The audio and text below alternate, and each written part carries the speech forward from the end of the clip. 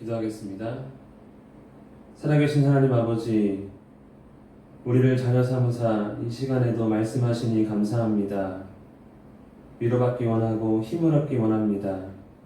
역사하여 주시고 주님의 자녀로 이 세상을 살아가기에 부족함이 없도록 능력과 지혜로 함께하여 주시옵소서. 간절히 구하오니 코로나 바이러스가 속히 잠잠해지게 하사 하나님의 권능을 나타내 주시옵소서. 기쁨으로 함께하며 하나님께 감사와 영광을 돌리는 우리 모두가 되게 하옵소서. 어려운 시간 가운데 하나님의 은혜를 더욱 알게 해 주시옵소서. 주님의 몸된 교회를 보호하시고 세우시기를 간절히 원하오며 예수님의 이름으로 기도합니다. 아멘. 오늘도 저는 하나님의 말씀을 전하겠다며 이렇게 서 있습니다. 여러분 중에 이런 생각을 해보신 분 계십니까? 당신은 무슨 자격으로 설교를 하느냐? 왜 말하는 자, 듣는 자는 정해져 있느냐? 사실 여러분이 제가 전하는 말을 들어야 할 의무는 없습니다. 그럼에도 들어주시는 이유, 목사라는 자격 혹은 권위를 좋든 싫든 인정해 주시기 때문입니다.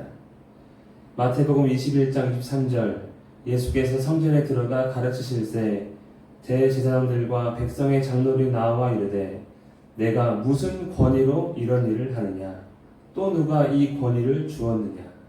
또 사도행전 4장 7절, 사도들을 가운데 세우고 묻되 너희가 무슨 권세와 누구의 이름으로 이 일을 행하느냐? 자격의 근거는 중요합니다. 자격이 있고 없고는 그 사람이 하는 일이나 말을 인정하냐, 인정하지 않냐를 결정짓는 중요한 문제이기 때문입니다. 1절을 읽겠습니다. 이러므로 그리스도 예수의 일로 너희 이방인을 위하여 갇힌 자 된 나 바울이 말하거니와. 바울은 에베소 교회를 향해 말합니다. 무슨 자격으로 바울은 말하고 에베소 교회는 들어야 합니까? 바울은 지금 스스로 갇힌 자 되었다라고 말합니다. 그냥 방 안에 갇혀 있는 것이 아닙니다. 그는 지금 감옥에 갇혀 있는 상태입니다. 사회적으로 볼 때 범죄자이다 라는 의미입니다. 이방인에게 복음을 증거하다가 갇혔다고 말하지만 그것은 바울 자신의 주장입니다. 아무리 억울하다고 주장해도 감옥에 있다면 그 사람에 대해 여러분 어떻게 생각하시겠습니까? 감옥이라는 것은 있던 자격도 있던 권위도 더 이상 인정받을 수 없는 곳입니다. 그럼에도 감옥에 있는 자가 어째서 에베소 교회에 이렇게 말할 수 있는 것입니까? 2절을 읽겠습니다. 너희를 위하여 내게 주신 하나님의 그 은혜의 경륜을 너희가 들었을 터이라. 사도 바울이 에베소 교회에 말할 수 있는 이유, 2000년이 지난 지금 우리가 에베소서를 들어야 하는 이유는 무엇입니까? 바울에게 일어난 하나님의 은혜의 경륜 때문입니다. 이 경륜이란 계획을 의미합니다. 바울을 향한 하나님의 계획은 무엇입니까? 바로 이스라엘, 유대인이 아닌 다른 나라, 다른 민족을 위한 사도로 삼으신 일입니다. 갈라디아서 2장 8절에 베드로에게 역사하사 그를 할례자의 사도로 삼으신 이가 또한 내게 역사하사 나를 이방인의 사도로 삼으셨느니라. 그래서 2절은 이런 의미입니다. 하나님께서 이방인인 여러분을 위하여 일하도록 나에게 사도의 직분을 은혜로 주셨음을 여러분은 들었을 것입니다. 사도 바울이 감옥에 있지만 말할 수 있는 이유, 그것은 하나님께서 주신 직분, 사도직 때문에 가능한 것이고 에베소 교회도 그 사실을 알고 있기 때문에 역시 가능한 것입니다. 그럼 사도는 어떤 직분입니까? 어떤 직분이길래 교회를 향해 말을 할 수 있는 것일까요? 사도의 사전적 의미는 거룩한 일을 위하여 헌신하는 사람입니다. 하지만 성경에서의 사도는 이러한 의미라기보다 예수님께서 보낸 자, 예수님께서 보내신 자입니다.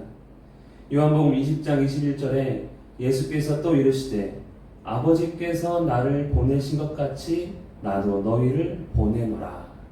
예수님께서 사도들을 그냥 보내셨습니까? 마태복음 28장 18절부터 20절 예수께서 나와 말씀하여 이르시되 하늘과 땅의 모든 권세를 내게 주셨으니 그러므로 너희는 가서 모든 민족을 제자로 삼아 아버지와 아들과 성령의 이름으로 세례를 베풀고 내가 너희에게 분부한 모든 것을 가르쳐 지키게 하라. 그래서 이 마태복음과 요한복음을 종합해서 사도는 예수의 복음을 전해 예수의 제자를 삼기 위한 목적으로 예수께 권한과 책임을 받아 보냄을 받은 자입니다. 그러면 사도가 받은 권한은 무엇입니까? 하늘과 땅의 모든 권세를 가진 예수님의 이름이 바로 권한입니다. 그래서 사도행전을 보면 예수의 이름으로 세례를 받고 예수 그리스도의 이름으로 일어나 걸으라, 예수의 이름으로 이루어지게 하옵소서 등 모든 일과 말을 예수의 이름으로 합니다. 사도의 권한은 예수 그리스도의 이름입니다.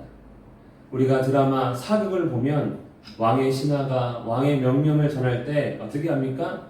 어명이요 하면서 전하는 것처럼 이 사도의 권세는 만왕의 왕 되시는 예수의 이름으로 되는 것입니다. 대한민국의 국민으로서 해외에 나갈 때는 반드시 대한민국 여권이 필요합니다. 왜 그렇습니까? 나는 별 볼 일이 없기 때문에 내 이름으로 다른 나라 가는 것은 불가능하지만 대한민국이라는 국가의 권세로 외국에 다닐 수 있는 권한을 부여받아 증명하는 것, 그것이 대한민국 여권입니다. 그 여권 때문에 외국에서 자유를 누리고 보호받을 수 있습니다. 우리가 하나님의 자녀, 교회가 되었습니다. 그런데 우리는 하나님의 자녀가 되었음에도 불구하고 하나님의 나라에 사는 것이 아니라 이 땅에서, 이 세상에 있습니다. 무엇이 필요합니까? 하나님 나라의 여권, 바로 하나님 나라의 왕의 권세, 예수 그리스도의 이름이 나를 보호해야 하는 그런 필요성이 있는 것입니다. 이 땅에서 예수님의 이름으로 모든 것을 행하는 우리 모두가 되기를 간절히 원합니다.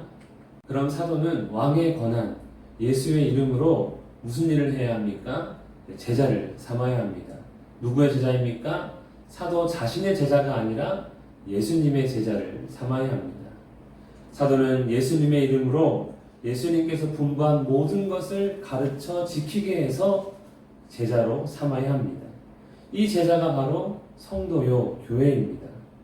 그러므로 사도직은 예수 그리스도의 이름의 권한으로 예수 그리스도를 증거하여 예수 그리스도의 제자를 삼아 교회를 세우는 직분입니다.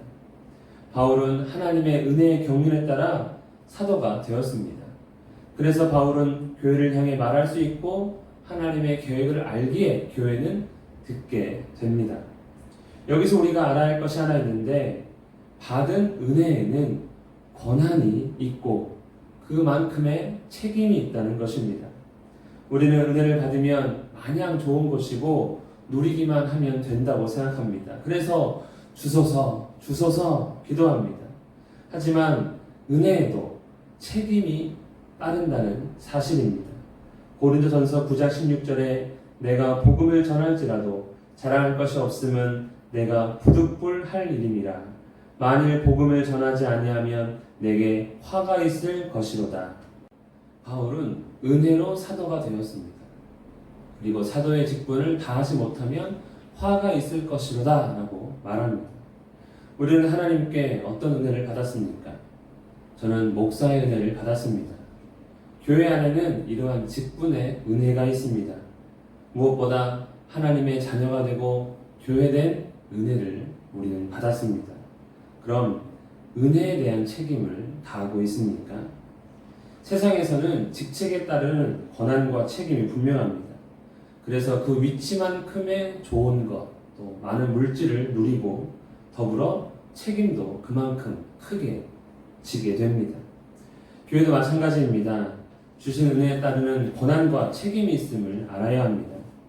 마태복음 5장 13절부터 16절에 너희는 세상의 소금이니 소금이 만일 그 맛을 잃으면 무엇으로 짜게 하리요?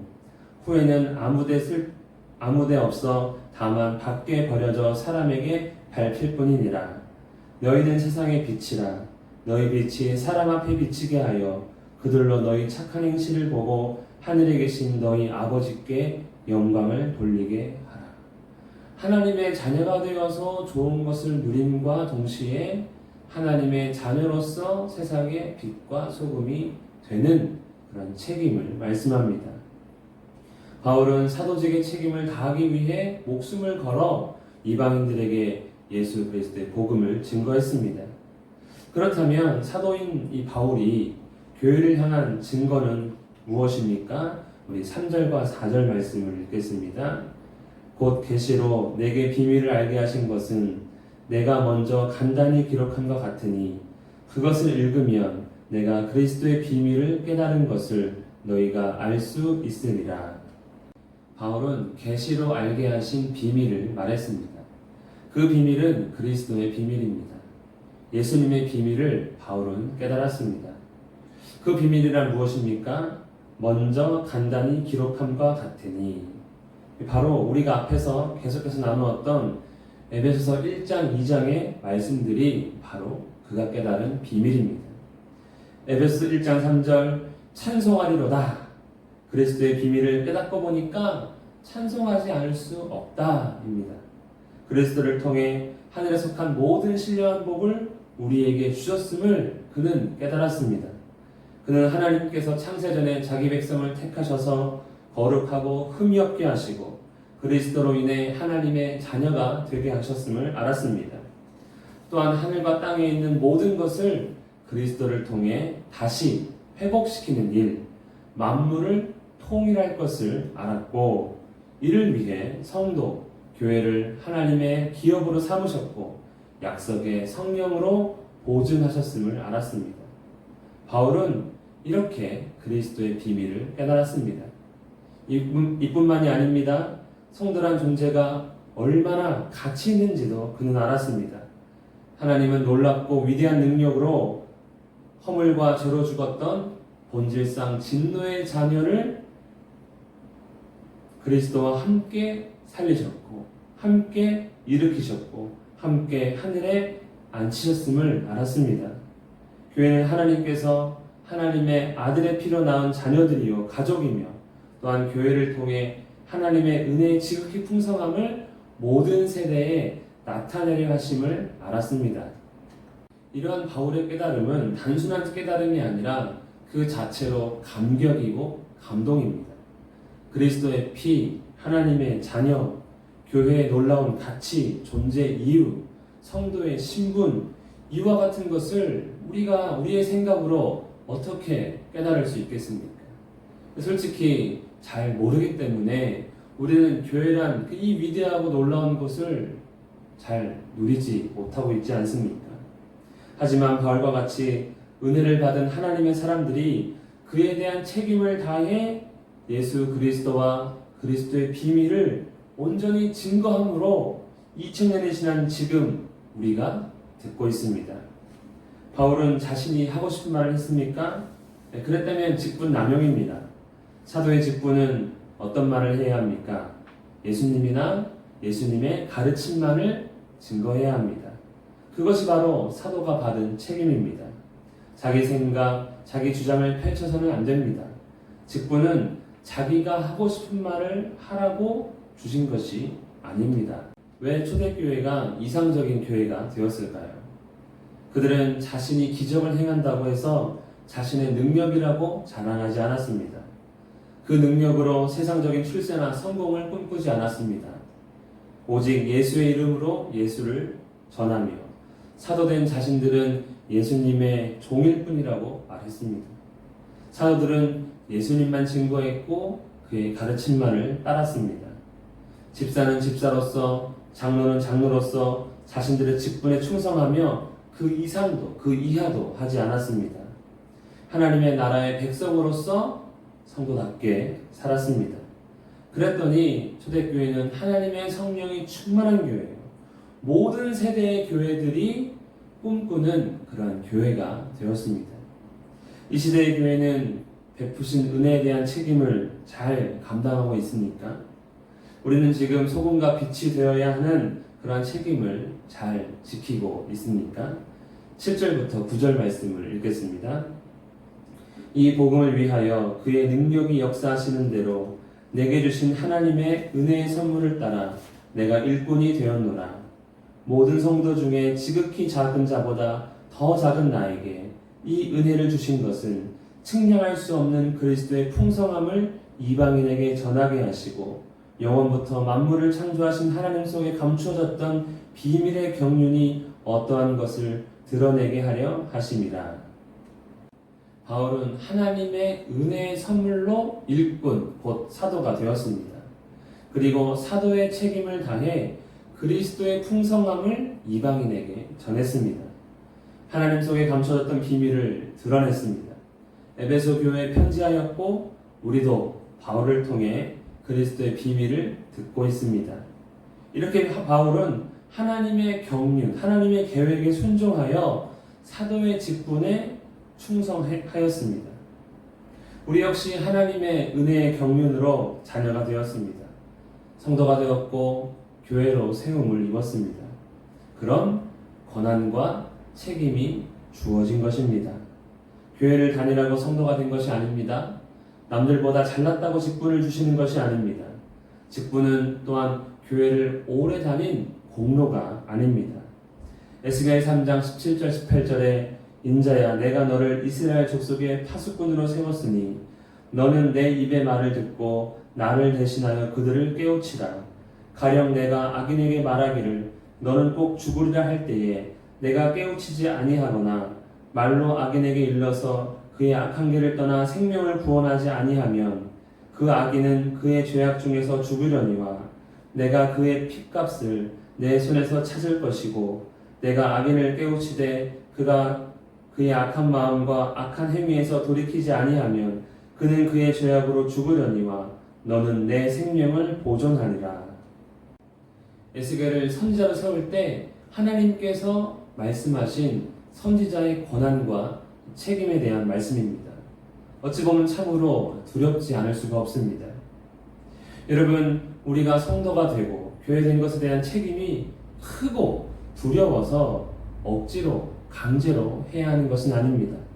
디모데전서 1장 12절에서 16절에 나를 능하게 하신 그리스도 예수 우리 주께 내가 감사함은 나를 충성되이 여겨 내게 직분을 맡기심이니 우리 주의 은혜가 그리스도 예수 안에 있는 믿음과 사랑과 함께 넘치도록 풍성하였도다. 내가 금유를 입은 까닭은 예수 그리스도께서 내게 먼저 일체 오래 참으심으로 보이사 후에 주를 믿어 영생을 얻는 자들에게 본이 되게 하려 하심이라.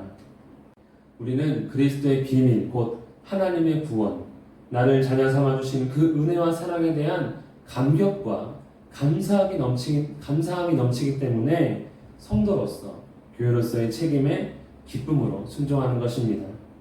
사도행전에 기록된 사도들, 집사들, 또 성도들, 교회들 모두 책임에 대한 두려움 때문에 순종했던 것이 아니라 그리스도를 통해 나타난 그 하나님의 사랑이 너무나 위대하기 때문에 그 감격과 감사가 넘치기 때문에 죽음의 위협에 앞에서도 굴하지 않고 그들은 성도의 책임을 다했던 것입니다. 하나님은 우리에게 은혜의 경륜을 따라 성도의 자격을 주셨습니다. 교회로 세워주셨습니다. 놀라운 은혜와 사랑을 깨닫고 하나님을 기뻐하며 하나님의 은혜를 누릴 뿐만 아니라 하나님의 영광을 찬송으로 살아가는 그러한 성도의 책임을 다하는 우리 모두가 되기를 예수님의 이름으로 축복합니다. 오늘은 기도하고 오늘은 에베소서에 기록된 축도로 마치도록 하겠습니다. 살아계신 하나님 아버지, 예수 그리스도의 이름으로 살게 하시고 맡기신 사명 기쁨으로 감당하며 하나님의 영광의 찬송이 되는데 부족함이 없도록 성령으로 충만케 하여 주시옵소서. 항상 함께 해주시기를 간절히 원하옵고 예수님의 이름으로 기도합니다. 아멘. 아버지 하나님과 주 예수 그리스도께로부터 평안과 믿음을 겸한 사랑이 우리 주 예수 그리스도를 변함없이 사랑하는 모든 자에게 함께 있을지어다. 아멘.